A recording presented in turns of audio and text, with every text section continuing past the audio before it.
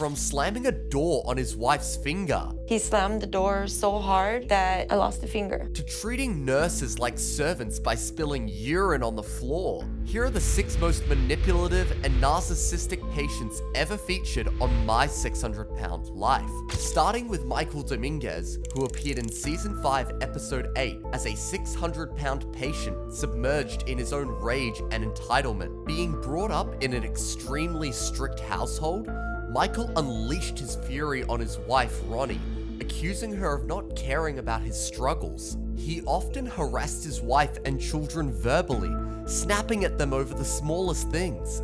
Because he'll take his anger issues out on me and the kids. DJ, you're slacking. Come on, son. DJ. Did I ask you, does that box fit next to it? If you're not throwing your tantrum, he's throwing these little tantrums. I asked him, does the box... Doing this. Okay, then don't do it. I got so triggered when he was yelling at his son for not doing his best. Maybe you should frickin' get off your wheelchair and do something with your life. His wife is in an abusive relationship. Worst of all, this abuse happened while Ronnie and his daughter Brianna were breaking their backs just to survive. I'm working now. My daughter's working 2 jobs. She's going to school, I'm going to school, and all the weight's been put on me and Brianna to bring in money so that we could pay the bills. Meanwhile, Michael subjected the family to constant verbal abuse. Just when it seemed the psychological torment couldn't get worse, Michael's fury escalated shockingly. During a visit to Dr. Now, Ronnie revealed, He went to the restroom and he was like yelling, calling me names and everything. I pushed open the door and he slammed the door so hard that I lost a finger. Michael's history of belittling and controlling Ronnie painted a clear picture of a man who saw himself as the victim even as he inflicted real harm on those around him. Sick of the constant abuse, Ronnie finally decided to leave him. And although Michael eventually shed a remarkable 300 pounds under Dr. Now's guidance, his abusive and narcissistic behavior overshadowed any physical progress. While Michael abused his son verbally, the same can't be said for Pauline, who kept her son trapped in her life. Pauline Potter quickly became famous for her relentless excuses, manipulation, and refusal to take responsibility. I know, you always think it's an excuse, but if it's hurting me, it's there. She spent her days deflecting blame and weaving stories to justify every missed opportunity for change. But when Dr. Now asked about her mobility, Pauline said, I walk back and forth in my living room. I do that several times. You don't go outside to walk? Not yet. This woman is an egoist. She will always find excuses. Her manipulative tactics extended to her 21-year-old son Dylan, who was trapped in her care, blamed for her choices, and used to dodge accountability. There was even an instance when Dr. Now confronted her about who brought her unhealthy snacks. And of course, she had this to say. I'll send my son, but I know what you're gonna say, and it's really not his fault. I know he's probably considered an enabler, but I abuse my position as his mother, and I tell him, go get my food, and I force him to do. This pattern of evasion continued with every medical recommendation. When she refused hospitalization, I still think I can do it on my own once I get settled into things a little better. obviously the comments knew. If she was sent home to lose the 40, it would have never happened. However, that wasn't the end of her excuses. When Dr. Now inquired about physical therapy, all she gave him was another reason why not. I thought it was about something else. No, they specifically told you that they were going to do physical therapy. They did not say the words physical therapy, because after you told me that, I've been waiting for their call. You always have certain excuses. Because but it's none true, of them it's make not any an sense. excuse. The same toxic cycle continued even after surgery, because for Pauline, denial was easier than accountability. Oh, not right now, not this minute. Why not? Because I'm not dressed. This is not fashion show, okay? No, Dr. Now, you're not hearing me. I'm not doing it right now. And we can get you I'm not doing it right now. And get you out. No, I'm not doing it right now. Even as she remained in the hospital, she relied on a motorized wheelchair instead of walking, justifying it with another excuse. The only reason I have this chair is because I can't walk that far without getting dizzy. By avoiding responsibility at every turn, Pauline only made things harder for herself and for those trying to help. And much like Pauline, Lee Sutton's relationship with his girlfriend Raina was a string of manipulative and abusive patterns. He appeared in season 6, episode 1 as a 650-pound patient whose extreme obesity left him entirely reliant on Raina for bathing, toileting, and even feeding. Yet he repaid her tireless care with a cascade of toxic behaviors. Lee is one of the rare participants who I wish Dr. Now didn't help because he's just a terrible person. He's not a victim. His toxicity even spilled over into the very program meant to save them. Lee insisted he was faithfully following Dr. Now's diet plan, but Raina revealed a starkly different reality. Now that Lee's had surgery, it's like he stopped trying to stick to the diet. And as if that wasn't enough, Lee started manipulating his girlfriend for something far more selfish. And he's even starting to tell me that I shouldn't get surgery, and I don't know why. He was jealous of her and worried about her progressing and not having to be there to take care of him anymore.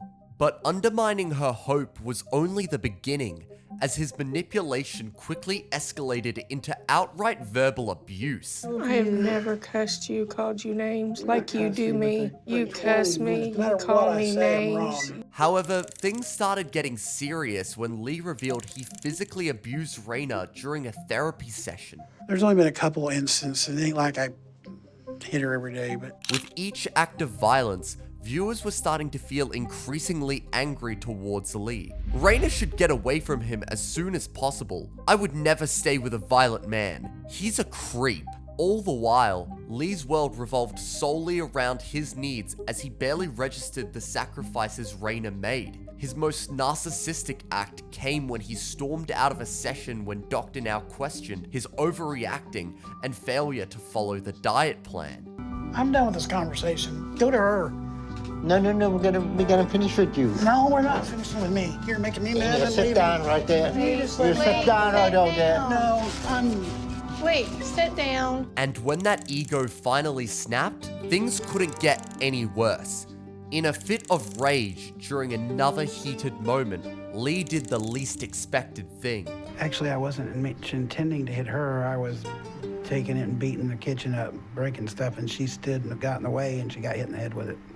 Busted her head open. Yet even then, he evaded responsibility. The manipulative pattern didn't end when the cameras stopped rolling. Lee was publicly accused of cheating on Raina after photos surfaced of him with a married woman. And Raina's social media call-out laid bare his ultimate betrayal. While Lee Sutton punished Raina with anger and control, Penny Sager punished her husband Edgar and her son Liam with dependency and manipulation, confined to her bed and dependent on an oxygen tank.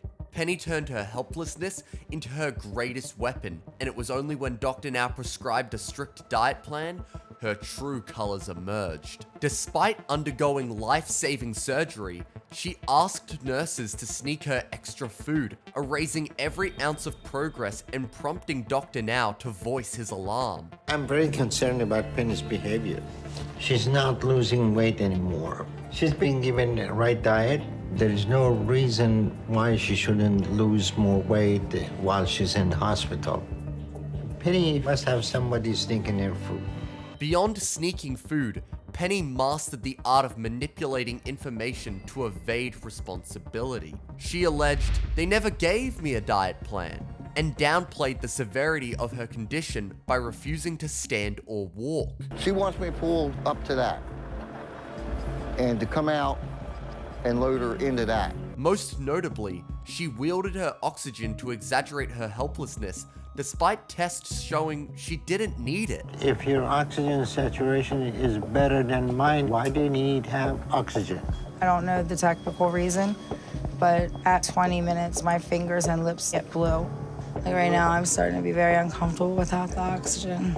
Penny constantly assured Dr. Now and her family that she was doing her best and making progress. Yet after surgery, she slipped back into her old eating habits. But when Dr. Now confronted her about not following the diet, her defense was, I feel that the scales were wrong in the beginning and that I weighed more than what that was. Beyond her manipulative justifications, Penny's narcissistic traits became impossible to ignore as she coerced her husband Edgar into sneaking her extra food and buying whatever she craved. Penny usually gives me a list for grocery shopping: chips, soda, cake mix, candy.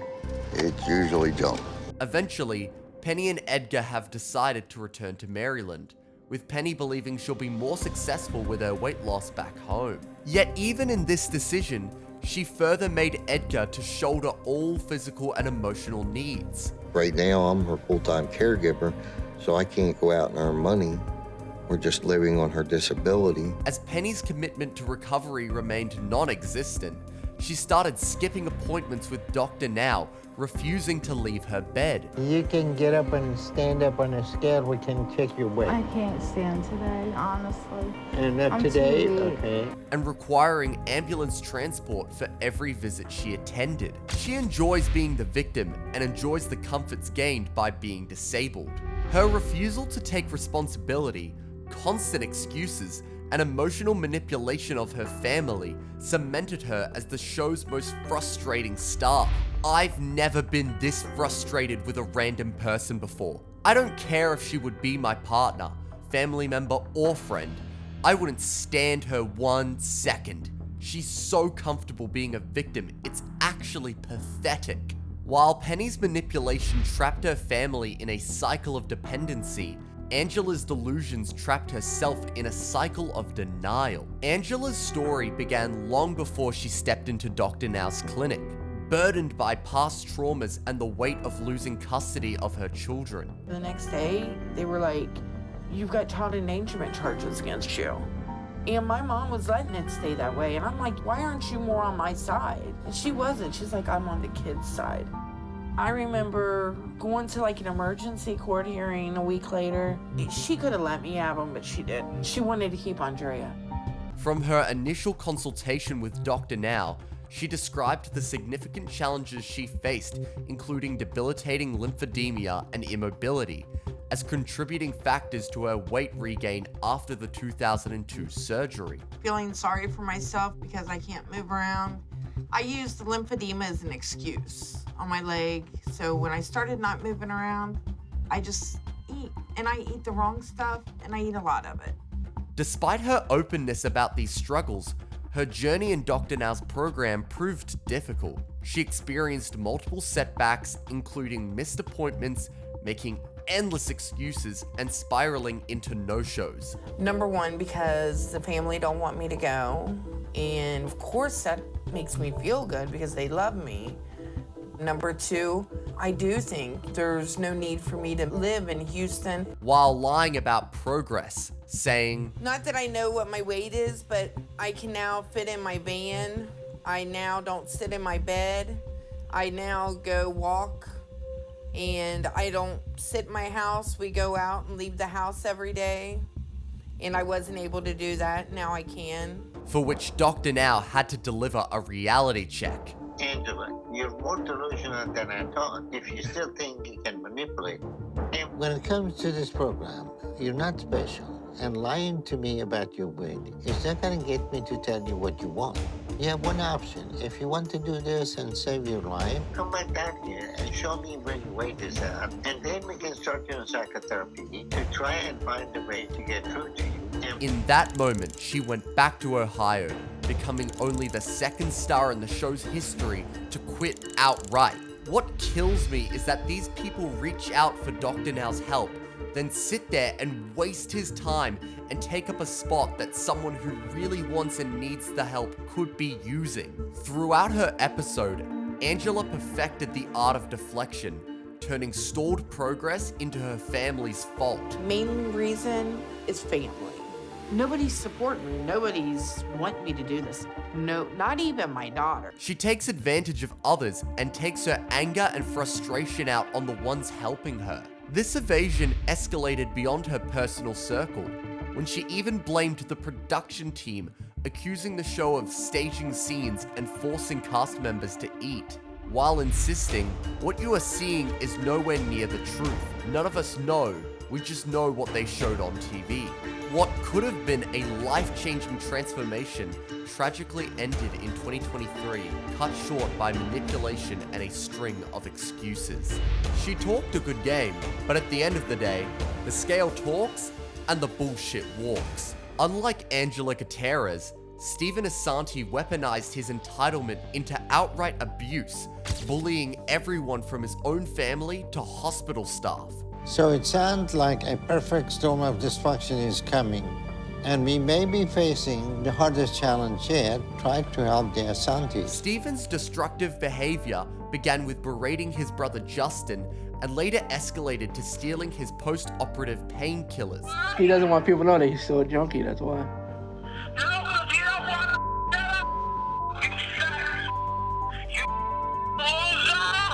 He next targeted his father, first by demanding daily pizzas. Give me your phone and get the number. For what? For what? Pizza. Oh my God. While secretly ordering extras for himself and then weaponizing this control to violently extort his father into funding his painkiller addiction. Okay? Clean out your ears and clean them out good. I need $150 to fill my treatment medicine. Hey, do you got potatoes in your ears? I will relapse if I don't have that medicine here. Upon arrival to the program, Stephen treated staff as servants. He keeps bothering, he keeps calling. Damn it! Are they serious? I hit that by an accident because I don't feel good, you know what I'm saying? You know that. I never seen any patient like Stephen. He asking for pain medicine every 15 minutes and then he spilled urine on the floor. I could never be his nurse/PCA because I'd end up in jail. So gross, inside and out. In another instance, Stephen was seen acting aggressive. I am already in the press. So if I call and tell them what's going on right now, it's gonna be a whole nother story in the news that's gonna be worldwide. Finally, Dr. Now lost patience and confronted him with the ultimatum. See, you want to go to jail? No, sir. But they I'm gonna put you in jail if you raise your voice for me and in here. If you don't behave, call the police department. Get the security down here. With family support gone, he hired a caretaker named Princess. Despite her preparing healthy snacks, accompanying him to appointments, and loaning her TV, Stephen repaid her with false accusations. Who you want? I ain't got no food here. If you don't believe me, ask Princess. That's not my fucking problem. That's your problem, not mine. No, I did not get any food today. You had 3 meals delivered, sorry. I need a police officer here immediately, please. My personal care attendant here bought me a TV, okay? She bought it as a gift for me, and now she's trying to take it away from me. Even when Princess left, like Justin, his spiraling painkiller addiction led to disappearance, doctor shopping, and medical blacklisting, leaving viewers stunned. You received 39 prescriptions from 17 different doctors. And that ring a bell? Well, obviously I can see it on the paper. It can't be a lie. Then you go to the next page. You have received Tylenol and codeine, 259 tablets. You have received Tramadol, 1,045 tablets. Hydrocodone, 970 tablets. I cannot believe this individual is still alive. With no progress and Stephen's addiction raging, Dr. Now expelled him from the program. But Stephen's abuse morphed into public narcissism when he posted a controversial video. This video is just for you taxpayers, and I want to say thank you very much, you hater taxpayer douchebag. Thank you for paying taxes, because without you, I would not have this urinal to pee in. Without you, I would not have this cans of food to eat. But he didn't stop here. He even put up a video accusing TLC. They lied to me. For some reason, they don't want me to shine. Okay, for some reason, they want me to look bad on TV again. And I don't know why. It's just the way that they want every cast member to look, apparently. And just like that, his toxicity destroyed his personal life. First through cheating accusations from his girlfriend Lori. You threatened me in emails about this and that and about money that is bullcrap. Then with his abrupt 2018 marriage to Stephanie Sanja. I can't believe this man actually ended up getting married. I can't imagine anyone having to put up with someone who is such a narcissist, only to separate their ways by 2024. Stephen was given more chances than 99.9% of Americans. He was handed everything on a silver platter and was forgiven every single time he knocked it away. He's accountable for himself and his choices, and he chooses to hurt people and refuse help. Now, if you like my videos, please subscribe or watch my similar videos here.